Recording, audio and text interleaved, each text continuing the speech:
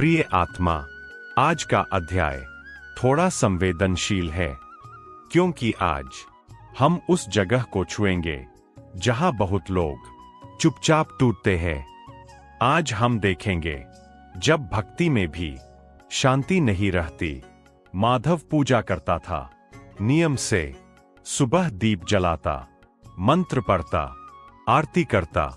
बाहर से देखने पर सब ठीक लगता था, लेकिन भीतर कुछ खाली सा था। वह भगवान के सामने बैठता, पर मन वहां नहीं होता। मन कहीं और भटक रहा होता, भविष्य में, परिणाम में, डर में। और धीरे धीरे उसकी प्रार्थना बदलने लगी। अब वह संवाद नहीं रही, अब वह मांग बन गई। माधव कहता, मैं सब कर रहा हूं, मैं ईमानदार हूं, मैं मेहनत कर रहा हूं, फिर भी क्यों?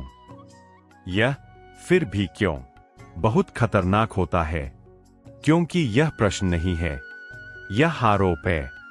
यही एक बहुत गहरा सत्य छुपा है। जब प्रार्थना में शांति नहीं रहती, तो समझ लेना भरोसा टूट रहा है। माधव को लगने लगा था कि भगवान चुप है, कि उसकी सुनवाई नहीं हो रही। पर सच यह था, भगवान नहीं, माधव का मन शोर कर रहा था।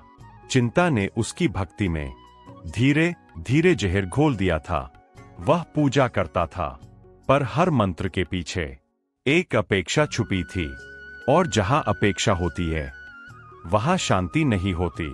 माधव को याद आया, जब वह छोटा था तो बिना कुछ मांगे मंदिर चला जाता था, बस बैठने के लिए, बस देखने के लिए, बस महसूस करने के लिए। अब वह बैठता था, पर मन कहता, कब ठीक होगा, कब बदलेगा, कब मिलेगा? और यही प्रश्न उसकी आत्मा को थका रहे थे।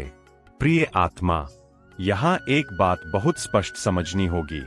भगवान से कुछ मांगना गलत नहीं है, लेकिन भगवान के सामने बैठकर वर्तमान को नकार देना, यह भीतर को तोड़ देता है। माधव की प्रार्थना अब यह नहीं कहती थी, जो है उसके लिए धन्यवाद। वह कहती थी, जो नहीं है वह क्यों नहीं है? और यही चिंता का सबसे गहरा रूप दिखता है। चिंता क्या कहती है?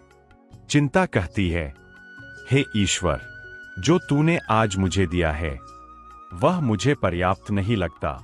यह वाक्य कोई साधारण शिकायत नहीं, यह वर्तमान का अपमान है। आज की सांस, आज की हवा, आज की धड़कन, ये सब अनदेखे रह जाते हैं जब मन कल में अटका रहता है। माधव यह नहीं समझ पा रहा था कि चिंता भविष्य को नहीं बदलती, वह आज को खोखला कर देती है। धीरे धीरे भगवान भी उसे बोझ लगने लगे, क्योंकि जब विश्वास नहीं होता तो भक्ति भी जिम्मेदारी बन जाती है, और जहां भक्ति बोझ बन जाए, वहां आत्मा थक जाती है। एक दिन माधव पूजा के सामने बैठा था, दीपक जल रहा था, धूप की खुशबू थी, लेकिन उसके भीतर कुछ टूट रहा था। उसने आंखें बंद की और पहली बार कुछ नहीं मांगा, बस इतना कहा, अगर मैं गलत हूं तो मुझे समझा। यह कोई मांग नहीं थी, यह एक स्वीकार था। और उसी क्षण कुछ हल्का हुआ, बाहर नहीं, भीतर, क्योंकि पहली बार माधव ने भगवान से लड़ना छोड़ा था। प्रिय आत्मा, जब तुम चिंता करते हो, तुम ईश्वर पर अविश्वास नहीं करते, तुम जीवन से डरते हो। और जब डर प्रार्थना में आ जाता है, तो प्रार्थना शिकायत बन जाती है। यह एपिसोड यही तुम्हें रोकता है, अभी समाधान नहीं देता, अभी चमत्कार नहीं दिखाता, बस एक प्रश्न छोड़ जाता है, क्या तुम्हारी प्रार्थना भरोसे से भरी है या डर से?